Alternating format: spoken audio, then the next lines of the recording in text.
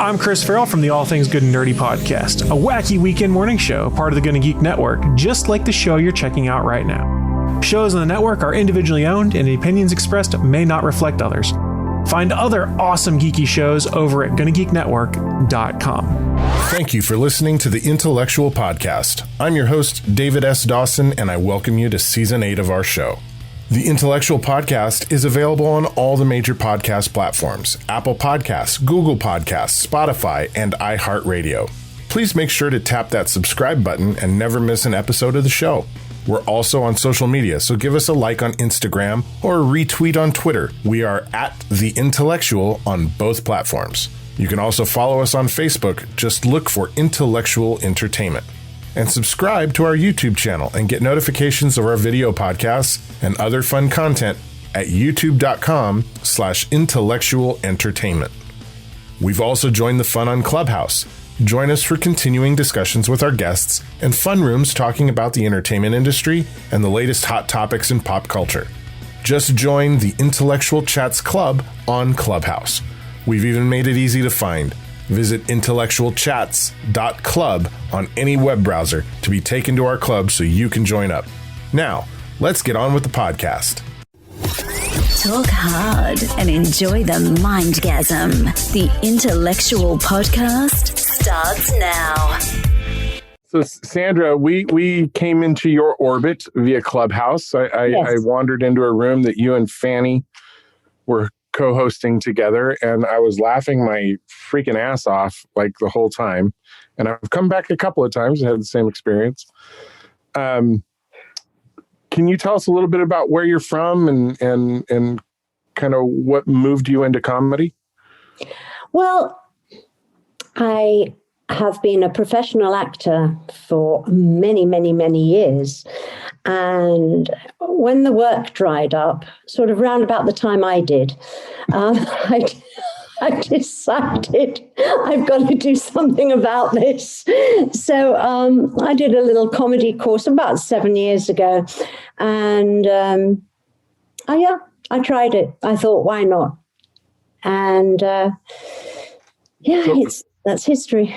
So prior to 7 years ago, you were doing like dramatic acting and yeah. I hasten to add that I'm still an actor first and foremost, and I have an agent, and the agent sometimes gets me work and sometimes doesn't, and it's luck of the draw really.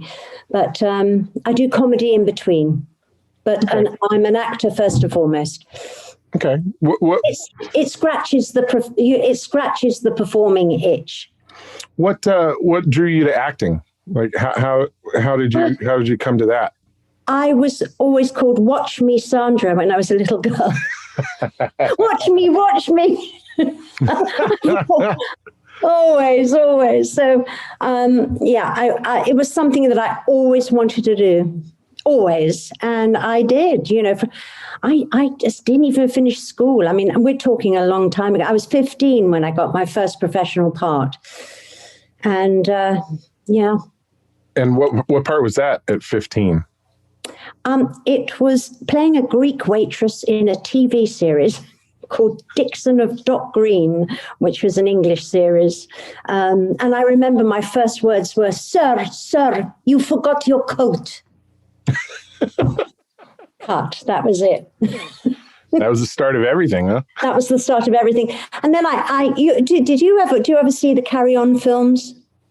No, I haven't. Carry On films? You haven't seen those? Carry On Laughing and Carry On Up the Khyber and Carry On. All the Carry On films. Well, the star of that was Sidney James, and I don't know whether you know of him. But he's a very, very big star in England anyway. And I played his daughter for about a year. So, okay. Yeah. Then so that was at 15. You're already booking like paying gigs. Did you end up going to any sort of university to study, or did you just roll straight into professional career? I went to theatrical school from the age of 8 until I was 15. theatrical school where I learned to dance and I learned to sing. Well, I can't sing. I learned to dance and fence and all those sort of things. And then when I finished being a daughter for over a year with Sydney James, I did a postgrad at Guildhall School, which is quite a reputable, it's like RADA. Mm-hmm. It's not as good as RADA, but it's okay. I did a postgrad and then I went into TV and films and that sort of thing. So I've had a long career. But and I'm a very good bluffer because I never finished formal education, but I give the impression that I'm quite intelligent, you see.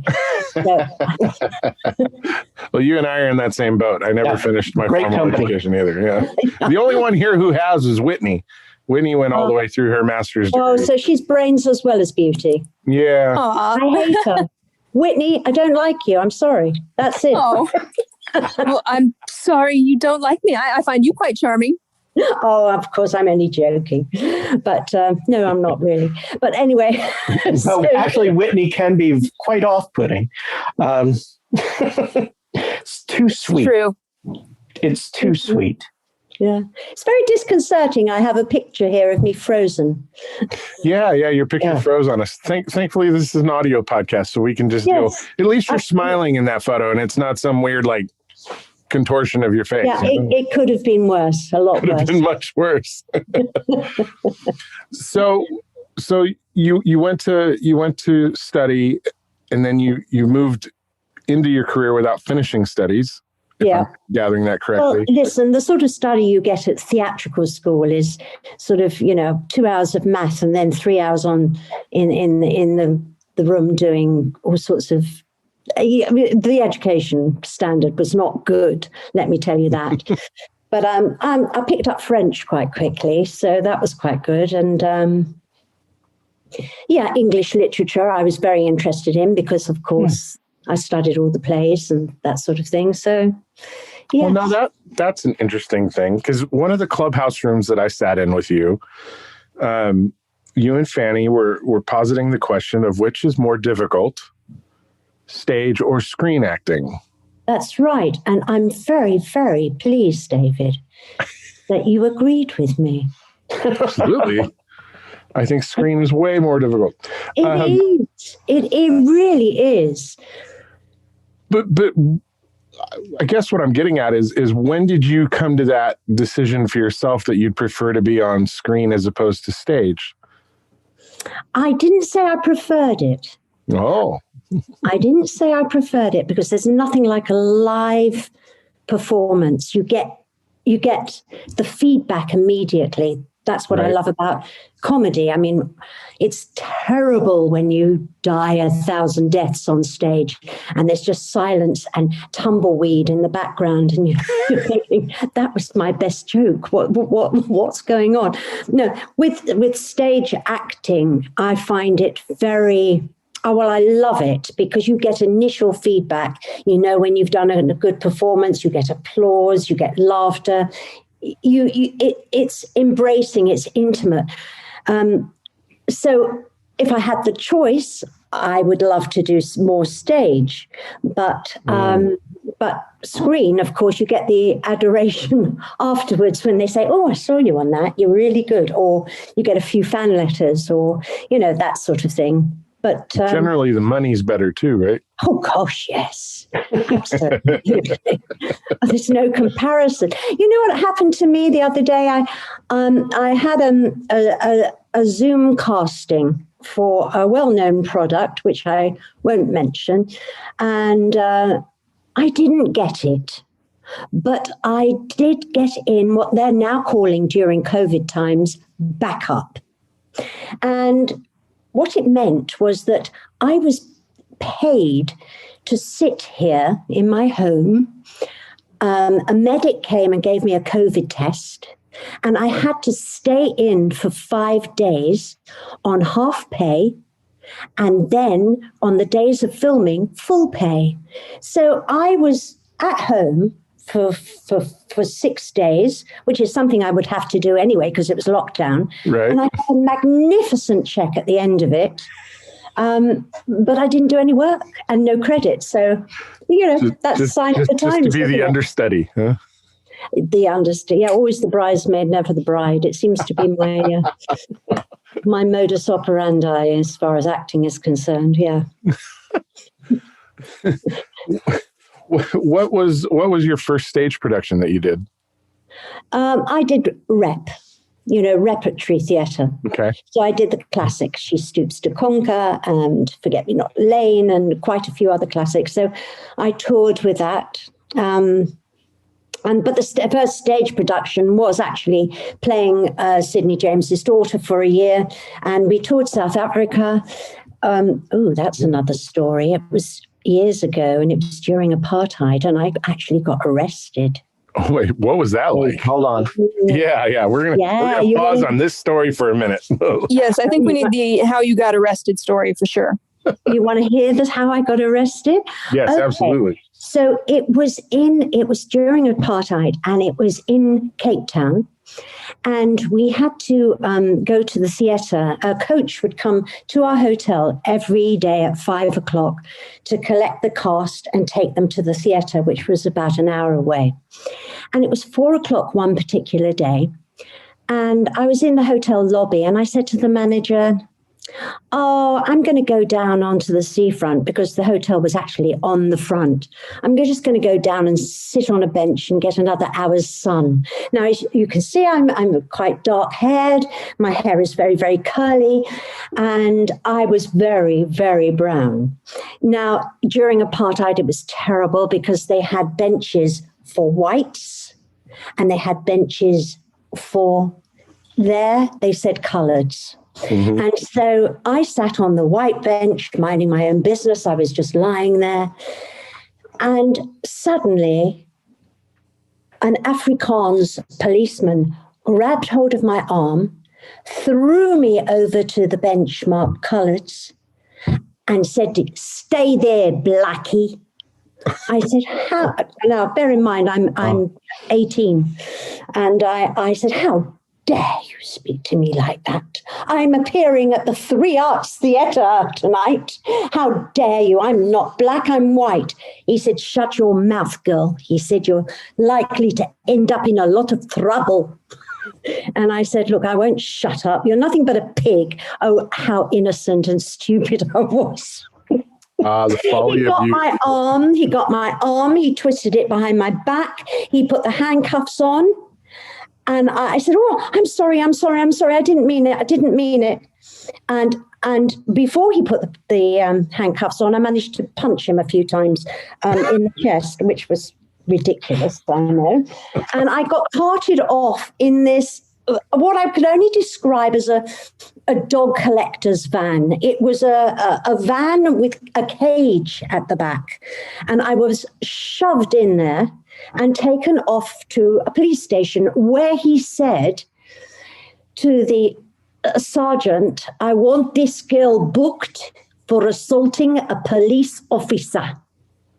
And I said, "I'm not black, I'm white. I'm so sorry. I'm appearing with Sidney James tonight. Please, please." And I pulled the top of my dress down so he could see my white bits. Oh, my God. Yes, I know. That is just insane. It is insane. I got thrown into a cell with a moving floor of cockroaches, and I was crying my heart out. And what happened next was that the coach obviously came to collect us at 5:00. The manager said she went down onto the seafront. They were calling for me. They were looking for me. And there was a black guy whose only job at that time was to rake the white sand for the tourists. And he said, "Are you looking for the white girl?" And they said, "Yes." The police took her and they've taken her to the station. Anyway, they eventually found me and they explained what was happening. They had to pay bail for me and I had to go back the next day. And And my understudy went on that night. That's what I was most upset about, was that I didn't get to perform. My understudy went on instead of me. And I was just praying she would. I was praying she wouldn't be better than me. So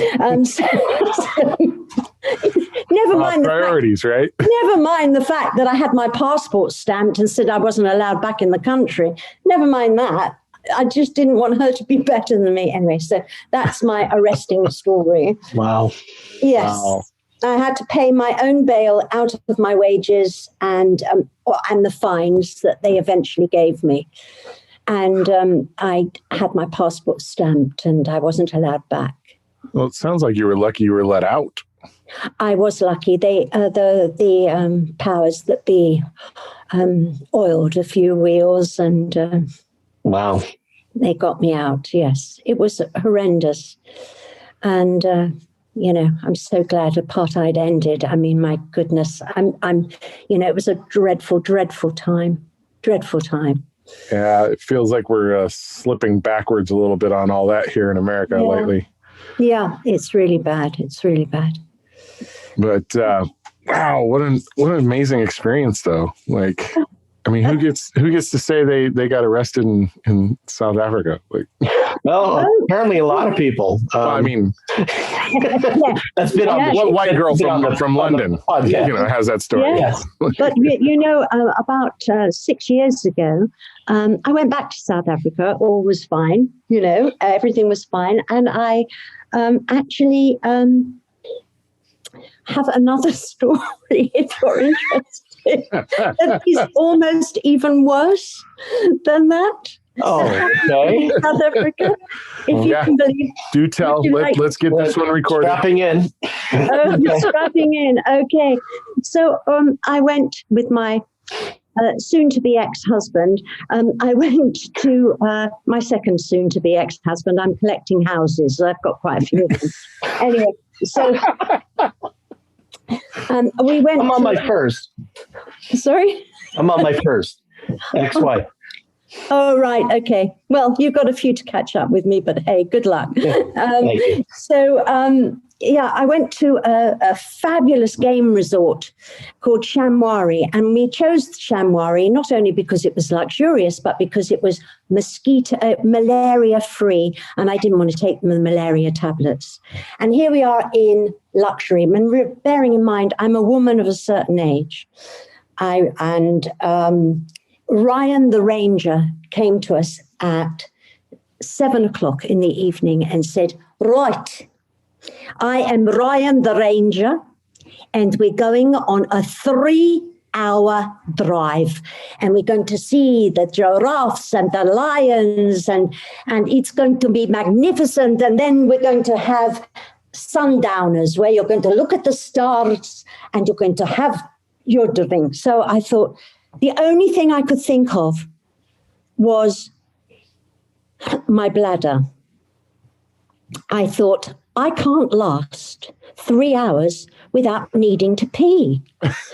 So I said to him, right. I said, "Ryan, excuse me, but what happens if I need to pee?" He said, "No problem, Sandra. All you have to do is tap me on the shoulder," because we're going to be in a Jeep. There's 6 of us. "Tap me on the shoulder and say, 'Stop.'" So I said, okay. Now we're jogging along, you understand, and I'm drinking lots of water because it's very, very hot. And I'm like one of those dolls that you put it in one end and it comes out the other. So after about half an hour, seeing the giraffes, magnificent, I tap him on the shoulder and I said, "Ryan, stop." And he said, "All right, Sandra, you need to pee?" I said, "Yes." So he got out of his truck, and with his machete, he went behind a bush with his machete, and he's going, "Yeah, yeah, yeah, yeah." He said, "It's all right, Sandra, go pee." So I went behind the bush, and being a lady, I took some little baby wipes with me, okay? I don't have to go into the technicolor details of what happened, but anyway, I'm all nice and clean and dry. So I went back on the Jeep. Anyway, let's say I stopped him 3 more times. And at the end, he was getting really fed up with me. He said, "What, again?" And I said, Ryan, I said, I'm terribly sorry. It's just a problem I have. Anyway, we get to Sundowners and he gets the drinks out and I want to pee again. And I say, Ryan, I'm going behind that bush. He said, go. I said, aren't you going to check? He said, it's all right. So I went towards the bush and I could hear some rustling. And I went back to him and he said, I said, there's something behind the bush. There's something behind. He said, oh, for heaven's sake, I can't get a gin and tonic. It's ridiculous. He goes with his machete again. All his yeah. He said, it's fine. Go pee. So I go and pee for the last time. And I'm using my baby wipes. And when I come out from the bush, everybody, including my soon-to-be ex-husband, is on the Jeep. And Ryan is standing there pointing a rifle at me. And he's saying, don't move. I said, what is it? What is it? He said, just don't move.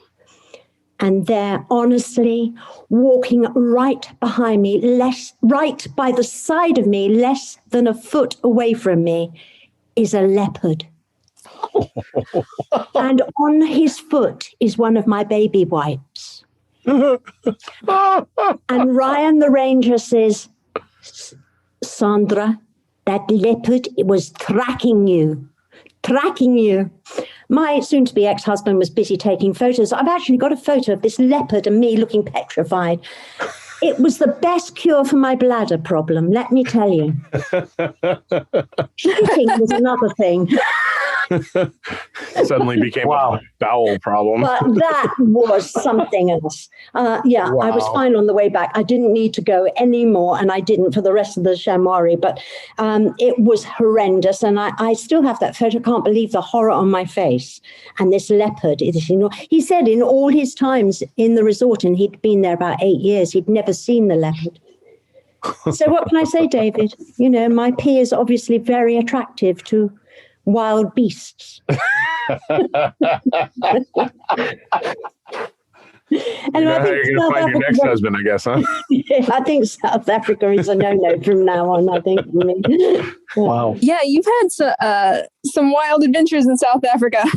I have indeed, Whitney, yeah. But, you know, that's what I love about my life. I don't do ordinary. Everything is a big adventure. I always have an adventure everywhere I go, whatever I do. So it's fun. That has to be written down. What does? That entire scenario has to be written into a scene somewhere, into a film. It has to. I think you could do that whole piece as just a cool little short film. Right. Well, it's funny because I did we have fringe festivals here, and there was one comedian who was saying, we're going to play a game to the audience. We're going to have 3 people telling the truth and 1 person telling a lie, and you have to guess which one is lying. And of course, I told my truth, and they all thought I was lying. It was good. I won. Oh, that's funny. Yeah, Whitney's participated in the fringe festivals here. Yeah, they're a blast. I mean, you really have to distill down what you're doing into these little quick tidbits, because I don't know about yours, Sandra, but ours, we're only allowed an hour tops, and that's load in, load out as well, right, because the next show's coming into your space. Yes, that's true. Yes, that happens. Yes, you have quite a few festivals, don't you, over there? Oh, yeah. People love fringe festivals here. I mean, they're a lot of fun. It's a good way also to, test out your story and things. Do you do a lot of that whenever it comes to comedy? Like maybe do a short run of a version of a play or a short film or something just to test out like how people are receiving it? No. Well, I did. Have you heard of the Edinburgh Fringe Festival? Yeah. Of course. Yeah. Okay, so I did a solo show there called Self-Helpless. No, well, you see, I've written a book and it's on sale on Amazon, quick plug, and I've got 25-star reviews, and it was called Self-Helpless. Now, you know, there's all these self-help books going around. Oh, yeah. Mm-hmm. Well, mine is the complete antithesis of that. I give out shit advice. And so I wrote this whole show around all the shit advice that I give. You know, things like, don't be ugly. It's inconsiderate. I mean, it's great that you've got a fabulous personality, but it's no compensation for crooked teeth and a turkey neck. 2 words, Beverly Hills or Harley Street here. And you know, never be yourself. It's dangerous. Never be yourself.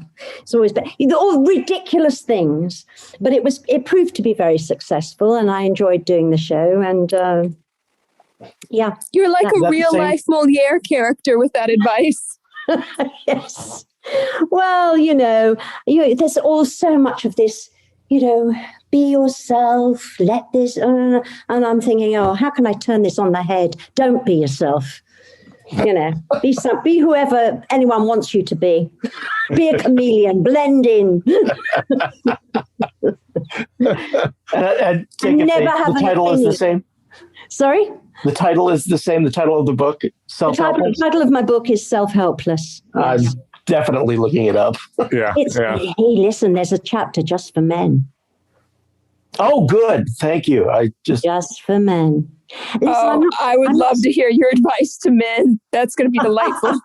No, listen, I don't know whether this is PG rated or it goes out to... No, let your freak flag fly. It's all good. Say what the fuck you want.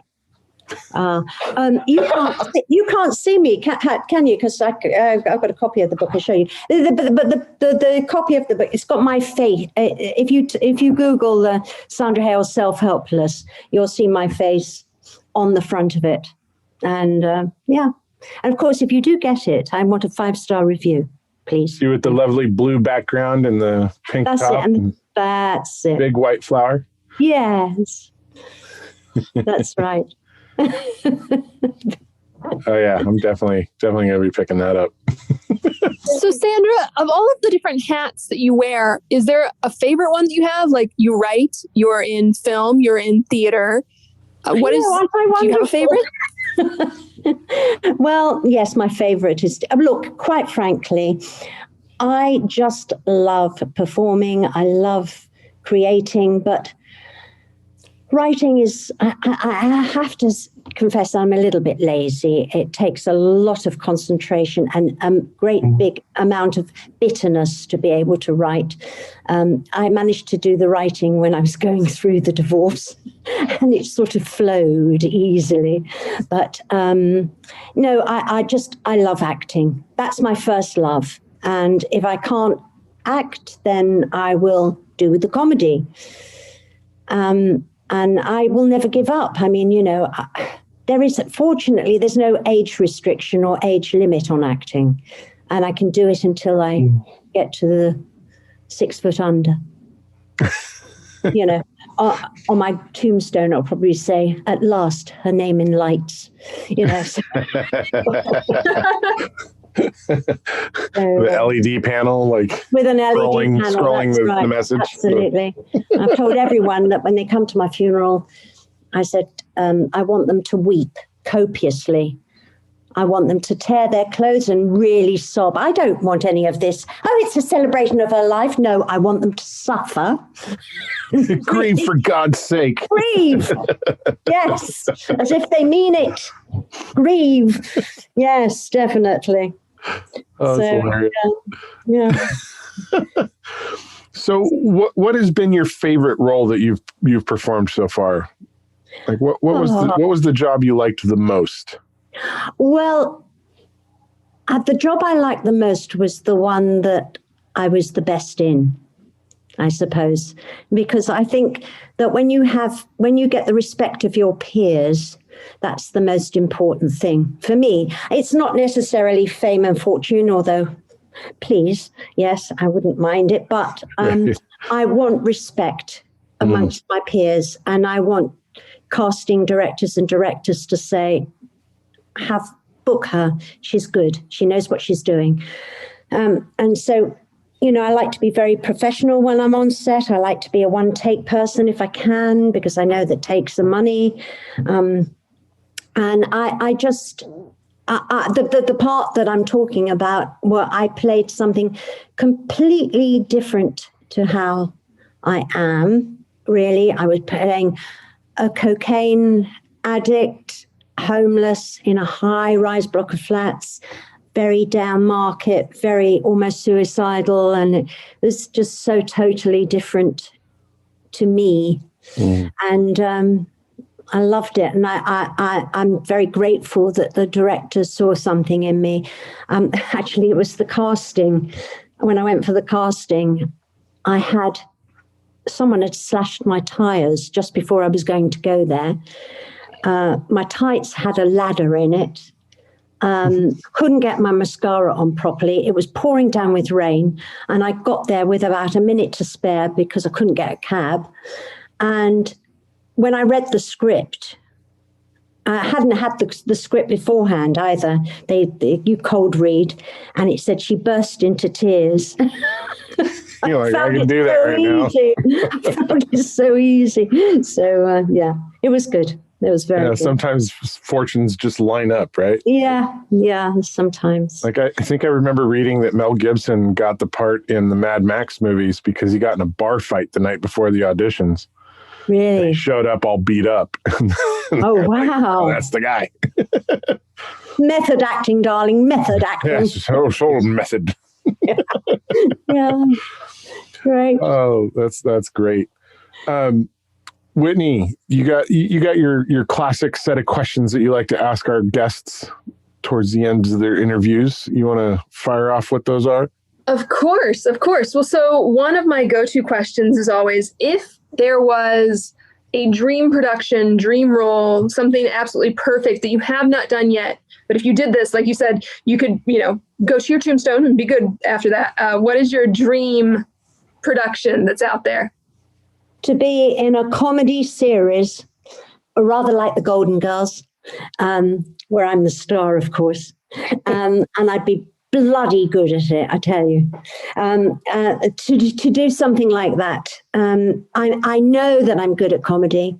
I know I have great timing. I sound so vain, don't I? But listen, if I don't blow my trumpet, no one else is going to do it. So I know my limitations. Don't put me in with Shakespeare because I'm shit at Shakespeare, and I know that. But as far as comedy is concerned, it's always been my forte. And I would love to be in a comedy series. That would be my ideal. They've been rebooting all sorts of old TV shows and stuff. Don't you think it's time for a Golden Girls revival? I think there should be a Golden Girls UK. There you go. Great. Yeah. Well, so along that line, Sandra, because you said that comedy has always been your forte, who are your comedy idols? Like, who do you look up to, and who have you emulated or aspired to in your career? I haven't emulated anyone because I think we've all got a unique voice, and it's very, very bad to try and emulate anyone. But the Brits listening to this are going to hate me, but I love the American comedians. I think they're Wendy Sykes, brilliant. I know I shouldn't really mention him, but I thought Louis C.K. was brilliant until he went off. He was absolutely. He was my favorite. Oh, he was brilliant. Yeah. Bill Burr. Shame he's a piece of shit person. Yeah, shame is a piece of shit. What can you do? But the talent is the undoubted talent is Louis and Bill Burr, of course, a completely different type of. I adore him. Bill Burr is hysterical. He's hysterical. I just love it. It's interesting that I'm not a great fan of American comedy shows. Don't shoot me down in flames, please. But I'm not a lover of Seinfeld. Oh, do you hate me now? Well, did you say we have to cut this short? Did you say you don't love Seinfeld? Pardon? Did you say you don't love Seinfeld? No, I don't. Oh, God bless you. And the reason why, can I tell you the reason why? Absolutely. Lay it on me. Please tell me why. Because I could predict what was going to happen next. And I love the element of surprise. I love it when it goes up one way and then suddenly it turns. And that's what I love. And that's what you get in Louis C.K.'s comedy, in his routines. That's what you get in Bill Burr. You think he's going on one track, and he completely changes, and it surprises you. And I find that Seinfeld as a stand-up, great, but as his shows, his series, I found very, very predictable. I knew what was going to happen before it happened, and that's why I didn't like it. You prefer performances where they subvert the expectations of the audience. Totally. That's what I adore. I love it. I think that's why I liked How I Met Your Mother so much. How I Met Your Mother, yes. Yeah, that show always took you in a different direction than you expected. Yeah, absolutely. So much so that it pissed off a lot of the audience the last season. But I thought it was brilliant. I was like, yes, this is exactly how it should have been. Yeah. I mean, I adored Schitt's Creek, the series. That's a pretty funny one. I have to disagree there. Okay. Yeah, but you like Seinfeld, so you know. Yeah, well, Steve, how far did you get into Schitt's Creek? Because you got 10 minutes 10 minutes into the first show. Okay, give it more time. It will grow on you. I tell you, I felt exactly the same way. Everyone was raving about it. And I thought after the first 10 minutes, I thought, I'm not watching this shit. Schitt's Creek. Nice. But then I thought, I'm going to persevere. By episode 3, I was hooked. Ugh. I know. Life's too short, isn't it, Steve? Yes, I know. For crying out loud, Steve, we all suffered through 2 seasons of Star Trek The Next Generation before it got good. You can deal with 3 episodes of a damn TV series. Oh, the best. What else you got to do right now, pandemic boy? Exactly. Well, yeah, exactly. And the Kaminsky method was brilliant. Oh, I love that. Method. I love that. That was fabulous. They're what I call little stocking fillers. You know, as you're cooking, you're just watching. It's 20 minutes here, 25 minutes there. They're little stocking fillers. They're exciting. So on the idea of like stocking fillers, Great British Baking Show. I watched that. I love it so much. I don't. You don't? You're not a fan? No. Because it's just baking for her. Right. That's true. That's true. It's just baking for Sandra. Mine is I'm addicted on YouTube watching Mock the Week. Okay. Have you heard of it? Have I heard of it? All my friends are on it. All your friends are on it. Okay. And I hate them too. Wonderful. But no. I'm 2 for 2 with you. Okay, great. Look, I've got to tell you, in Britain, the comedy scene is very ageist to a certain extent. How many comedians do you know of my age?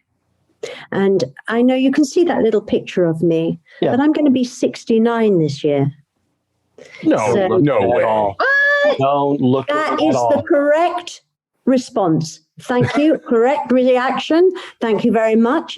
If I hadn't had that reaction, I would have left immediately. But yes, I am. But the heart has no wrinkles.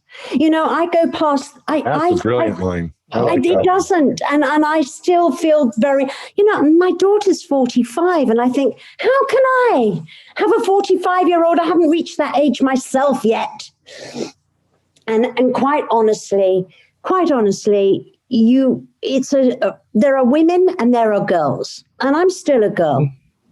I've seen old women at age 40. You ask them, how are you? Oh, I'm okay. I'm getting old. Oh, shut the fuck up.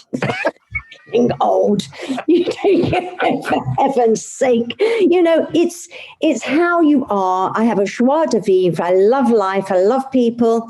I love mixing with young people. All my husbands are younger than me. So, yeah, they look a lot older than me now, though, because I suck the youth out of them. There you go. That's what my mom always says. She's married to someone who's 8 years younger than her, and everybody thinks she's younger than him. That's right. Well, my second husband was 12 years younger than me. The man I'm in a relationship with now is 8 years younger than me. So, yeah, it's good. All right. So Sandra's answer to staying youthful is be an energy vampire and just suck the life out of your younger spouse. I love it. Yeah, literally. It's great for the complexion, Whitney. Yes. I think it's brilliant. New life goals. Yeah, I consider my ex-wife ageless, mainly because she drinks the blood of Girl Scouts. What you don't know, Sandra, is Steve is only 27 years old. I'm twice that. Oh, please. Oh, look, he's rolling up his sleeves, David. Here we go. Oh, yeah, he needs business. He's going to take this outside, David. He's trying to intimidate me, but he forgets that it doesn't work with me. Yeah, this podcast started with an argument. I did it. Really? I believe that. Yeah, the very first episode of this podcast was Steve and I arguing over whether or not remakes should be allowed. Oh, it depends. He was wrong, of course. So, of course, he's. David, you know I'm with you. You agree with me. Hey, listen, you know what we're doing next Thursday in Clubhouse? What are you doing? Do extroverts or introverts make the better actor? Ooh. Ooh. Ooh. And of course, Fanny and I disagree. Yes. I mean, you also have to get the actor to admit whether they are an extrovert or an introvert. Yes. Well, that's right. Because we lie. We lie, as we know from 2 weeks ago.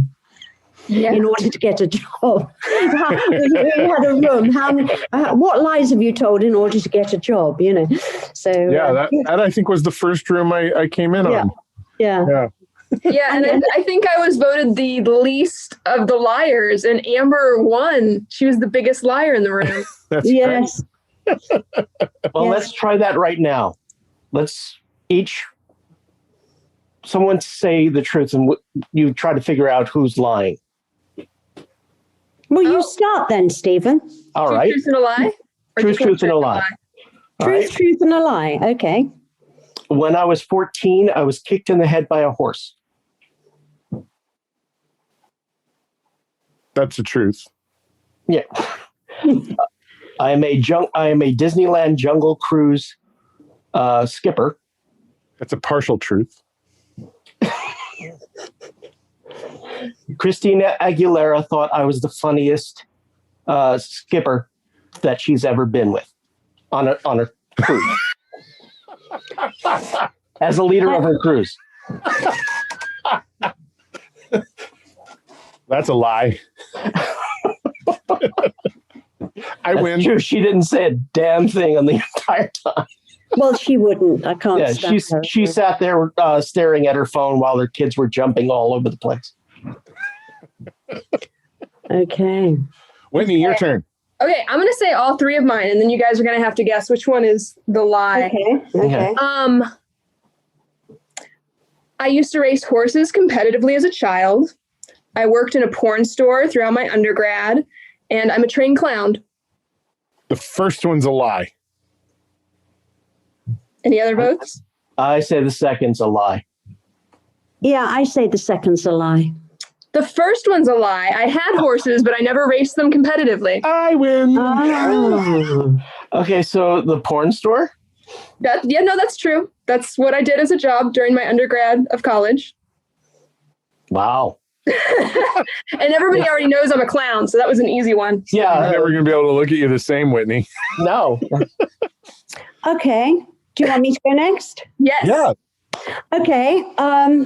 I once went out with a guy for the first time, and on our first date, I was inadvertently the getaway driver for a robbery he was committing. I was once the guest on Prince Abdul's yacht in the south of France, and I danced with Steve McQueen and a lot of other, and I stayed in the Carlton Hotel penthouse for 3 weeks. And I went out with this guy who turned out to be a woman and had a relationship with her. Wow, those all sound really plausible based on what I've learned about you today. I'm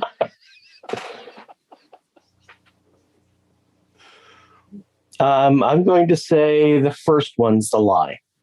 I'm going to say the third one's a lie. I'm going to say the third one is a lie. Like there's a grain of truth in it, but there's a lie in there. Lie. Third one. Okay. Yeah. So, yes, I was the getaway driver for a robbery he was committing. But I didn't know at the time. I wondered why he was climbing over a fence and yelled at me, drive, drive, drive. But, you know, it was fine. This is, you know, it's fine. I mean, I did get a nice Cartier watch out of it. But, hey, that's another story. So, I did spend 3 weeks in the Carlton Hotel in the Royal Suite in the south of France. Yes, and I did dance with Steve McQueen, and it was lovely. And yes, the third one was a lie. I'm 3 for 3. David's a good lie detector. All right, David, what do you got? Oh, gee whiz. I had my first sexual experience at the age of 10. I worked in Alaska for a summer. I once shook the hand of Michael Bolton at a concert that I worked.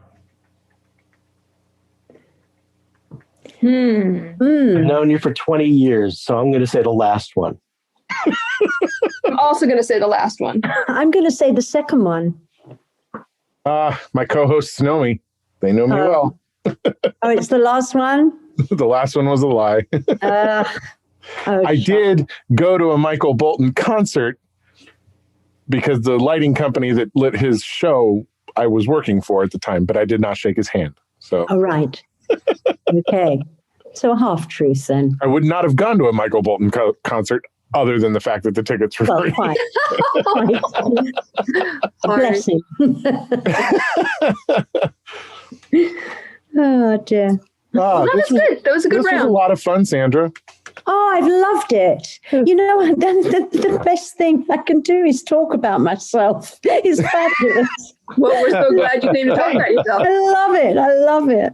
So, where can people find you online and get your book and see what gigs you've got coming up? All that stuff. They can Google Amazon. You know, my niece lives in LA, and she's an actor and comedian too. I haven't seen her for several years, and I don't know that apart from on Zoom. And I don't know when I'll be over to LA, but I certainly want to do some comedy when I come over there. Well, when you do come to the States, you got to let us know because we want to show up. Yes, absolutely, I will. So, but people can find me. No one is anonymous, really. No one's off the grid. You can find me with my name, Sandra Hale. And your website is SandraHaleComedy.com. Listen, right? At my age, I want stalkers. I was thinking of renting a stalker because I haven't got any. So, please feel free to stalk me. Well, I've been cyber stalking you a little bit the last couple of weeks. You have, David. Crawling into your clubhouse rooms. Yes, let me tell you, I love it. I love it. And Stephen, please join. Why? Because I look like one? Well, I wasn't going to say. No, I won't answer that. I'll plead the fifth, shall I? David did cast me as a stalker in a film he did. Well, there you go. You see, I have instincts about this. I could be a casting director, couldn't I? Yeah. And the best part of that, Steve. The best part of this is David and I were roommates for quite some time. And I asked him, what kind of wardrobe are you looking for?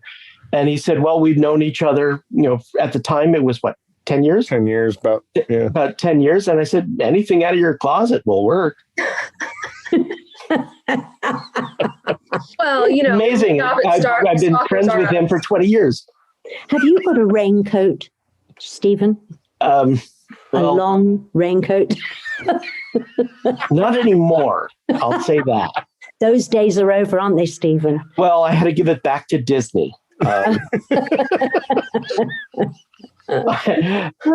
am currently a laid off cast member at Disneyland, and right. I had one of those clear plastic raincoats that put over my Jungle Cruise costume. Oh, I love that they requested that back. Very pleased you had a costume underneath the seafood. Yeah. I mean, yeah, because this. It is Disney. Yeah. I've been swiped left more than anyone on Tinder. So. Oh no! Oh my! I got an award. They sent me a certificate and everything. Oh, Stephen. Oh, yeah. He's so delightfully pathetic, right? No. Yeah. So anyone listening, Stephen is lovely.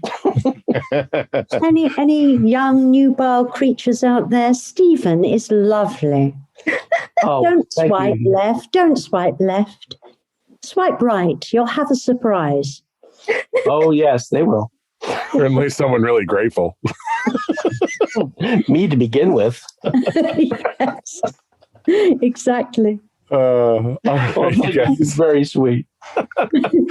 Sandra, thank you so much for coming on, and we will definitely continue to follow you on Clubhouse, and I hope that everybody who's listening to this episode seeks you out on Clubhouse and joins your rooms, because they're so much fun. Thank you. You and Fanny make them so much fun, and it's just a great time to like unwind and laugh, and gosh, if I don't need that a whole lot these days, right? Yes. Good. I'm pleased. And thank you very much for having me. I've enjoyed every moment. And now it's 10 to 11. I'm going to have my Horlicks and go to bed. Hello there, citizens. I am the terror that flaps in the night. I am the floaty that will not flush no matter how many times you try in the toilet bowl of crime. I am Darkwing Duck, telling you please, talk hard and enjoy the mindgasm. Whatever the heck that means. After all, you are watching Intellectual Podcast with your ears.